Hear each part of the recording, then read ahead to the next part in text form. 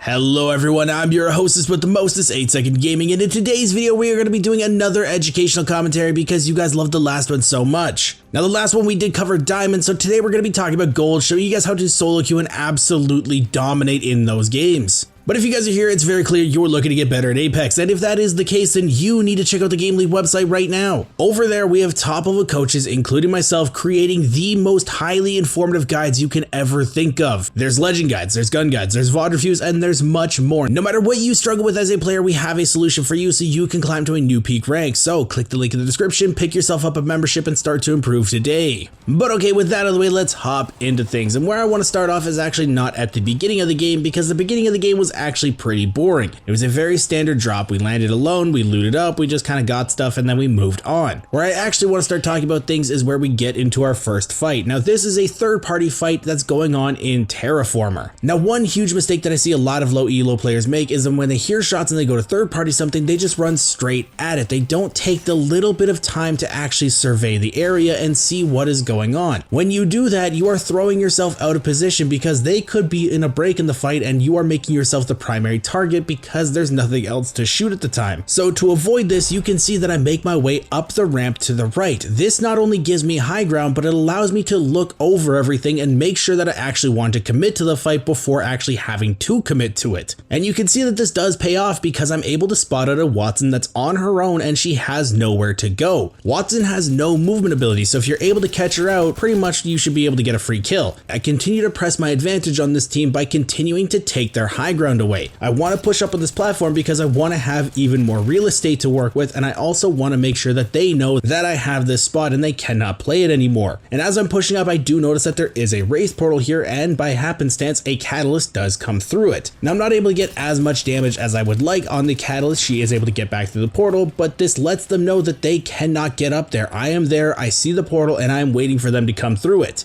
Now because I have so much free space by actually taking this high ground away from them, I'm able to actually wait until they make a mistake, and it doesn't take long for them to make one. The enemy team's wraith tries to go for an escape here, but she doesn't have her phase or she doesn't use it, so I'm allowed to get a ton of damage onto her for free because she's not able to shoot me back because she's climbing. Now I don't get the knock here, which is a little unfortunate, but it takes her out of the fight because of the amount of damage that I actually did to her. If she doesn't want to fully heal, she's coming in at lower health, and that is something that I can absolutely spin on her. So I want to make sure that I take full advantage of the wraith being out of the fight by being aggressive on the two remaining targets, the Watson and the Catalyst. They cannot get out of fights as easily as a Pathfinder can, so if something goes wrong, I can just grapple out because they don't have their aggressive member anymore because the wraith is gone. Now as I drop down, you can see that I start to get a grenade ready because grenades are a huge asset in your fight. People panic when they see the grenade indicator. They try to get away from it as quickly as they possibly can, and that can throw them out of position. If they run towards me, I've essentially split them up, and now I'm in a 1v1, and if I take a lot of damage, I can just grapple out, and there's one knocked, and I have an advantage again. But if they both run away from me, then I've taken a lot more space away from them because now they have a harder time to get to their teammate because I am just a blocker. Now the best case scenario actually does happen here, and I am able to get a knock with both these grenades. So because I didn't jump headfirst into the fight, I took my time to survey the surrounding area. I actually planned out my fight. I was able to knock a Watson and get the wraith out of the fight without taking any damage. Now my teammates are here. I'm able to press against the catalyst,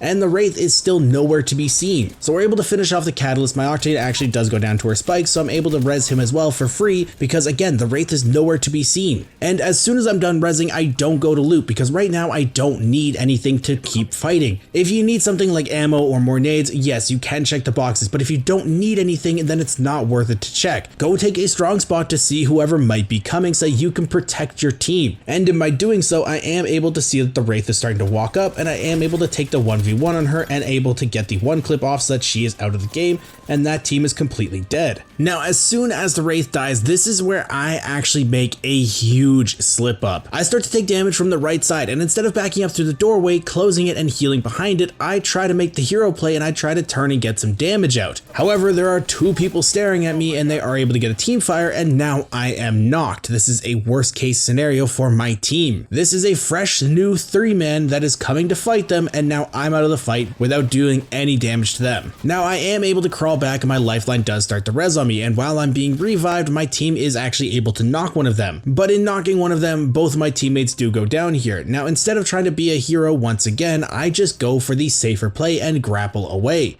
Right now, all I'm trying to do is put a good distance between me and that enemy team, because if they want to come after me, they're going to have to use all of their movement abilities, and then that puts me in 1v1s, which I can potentially win, get an armor swap, and then go for another 1v1. Now, once I fully reset and heal up myself, I'm looking to be aggressive on them once again, because I do know that there is still a little bit of time left before their teammate that got knocked is going to be full health and able to fight. So as I start to push back up, I noticed two things right off the bat. One, in the kill feed, you can see that one of their teammates did a finisher on one of mine. So they are not in any position to be aggressive on me or help the teammate that is on the roof. And that is the second thing that I see, is someone trying to posture up on me, so I start to take the fight with them. I'm very confident in my aim, and I also notice that my grapple's back up, so I'm able to grapple back to safety to that rock that I just healed behind if something does go wrong. I am able to get the one clip off, thankfully, and they do some damage to me, so now I'm starting to be a little bit more passive and I want to just get the heal. A huge mistake that I see gold players make is they're being way too aggressive when they do get a knock. If they got that knock, sometimes they would just grapple on top to try to get the thirst and the armor swap, and that would put them out of position, low health, and then that's how they lose the game. But I don't need to be aggressive on this team because I have a perfectly safe space to heal right here, so I'm just going to pop a shield battery, and then once that's done, I can start to reassess my situation and see what the enemy team is doing and respond to that. Now after my shield battery's done, I start to climb up on this wall because it gives me a really good vantage point to look down on their high ground. I've taken that away from them. It is a little open, but it is worth it to have this spot to look down on somebody because high ground is king in these fights. And as soon as I pop up, I do notice that one of them is going for the revive. I don't want that revive to go through, so that is my priority number one target. Now I do take some damage from the Bloodhound, but I accomplished my goal of stopping the revive, and I was able to get a ton of damage out on that teammate. So I hop over the wall and I go for armor swaps because I know that there's a bunch of boxes there. Now the armor swap that I grab is a white armor, and some people might be saying, why would you drop your purple for a white armor? Well, because that's 50 free health that I'm able to just surprise somebody with. They're expecting me to be healing up my purple armor. Nobody expects you to drop a purple for a white. Use the element of surprise to your advantage. And that's exactly what happens with this Bloodhound. He comes over the top, he gets way too excited about something because he cracked me, he thinks I'm low, he drops down on me, he puts himself out of position, and I'm able to get another one clip off. Now because I don't know where the third teammate is, I have no information on them, I can't hear them, I don't know where they are. This is where I want to start to take information away from them. Because they have two teammates that are down right beside me, they can be pinging me, they can be giving call-outs to their teammates. I want to take that away, so that's why I go for the thirst here. The armor swap is just kind of a little bit of an added bonus. The information that I'm taking away from them is the main reason why I do want to go for the thirst here. Now I do start to hear them moving around above me, so I know that they've probably just been sitting in a corner healing up there, and they're probably back to full health. Whenever you don't know somebody's health, just always assume that they're full health. It makes it a lot safer for you. So I start opening up this door and moving back and forth between it just to kind of play mind games with them. They don't know which side I'm going to be on if they do decide to drop. And playing these mind games, I am able to heal up to full health myself and then start to use Pathfinder aggressively once again. I go for a grapple play on her, I get behind her, I use the Mozambique because it's super strong right now, and I'm able to get a very clean kill without taking any damage really. And now after these fights, I have 6 KP and I can ride that out for endgame because there's 8 squads left, and now I'm getting free placement points with a ton of KP. Now after those 2 fights, nothing really exciting happens until the end game. We do get into a couple skirmishes, but it's nothing really to kind of talk about. So now we're going to jump to the end game, and I'm going to show you guys how to close these games out.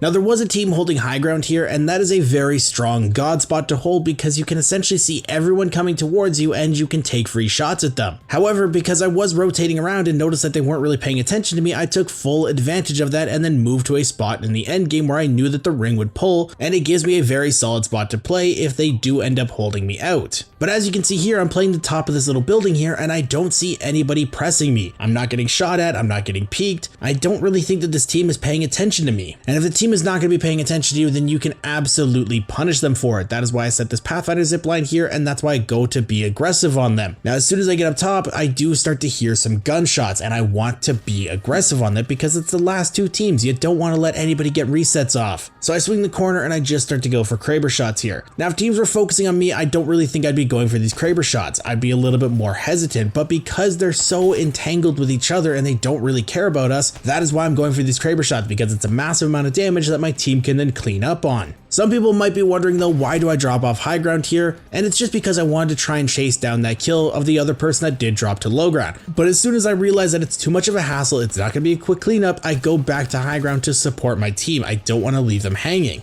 In solo queue especially, you never really want to leave your teammates hanging because you don't really know what they're going to do. So I come back up, I'm able to get a lot of damage out, and we're able to establish ourselves on the high ground here. And like I said before, high ground is king. After the dust of the fight settles and we are able to get a thirst out, this is when we can start to look to clean up the game and finish things off. I start to scan around with the Kraber, see where people are playing, and I do show off my amazing Kraber aim here by missing every single shot pretty much. Even though I am missing all these shots, it does also serve a purpose. They know I have a Kraber and they know not to peek me. And I am also able to get a tag on this Bloodhound. But once again, I don't make the mistake of running straight at the Bloodhound. There is enough time for them to pop a shield battery, and if they get a really good one clip off on me, I have potentially thrown the game for my team. So I push high ground and look to establish myself once again. And once I do that, I'm able to get a crack on them again, and that's where I can be aggressive because I don't give them time to heal. They aren't able to get enough damage out on me, and I'm able to then turn and look for the Ash. However, the Ash is able to get a ton of damage out of me, and instead of being the hero, once again, I just go for the safer play and I heal up. If I tried to be aggressive and grapple on the Ash and she does finish me off because I'm very low health at this point, then who knows, she might be able to do the same thing to my teammates, because if they push in one by one and she's able to take the 1v1s over and over, she might kill my team, and I've just thrown the game because I decided to grapple in when I was low health. Don't make that mistake, play the game safe. That's why I heal up, and then I'm able to push with my team, and we're able to close this game out with a ton of KP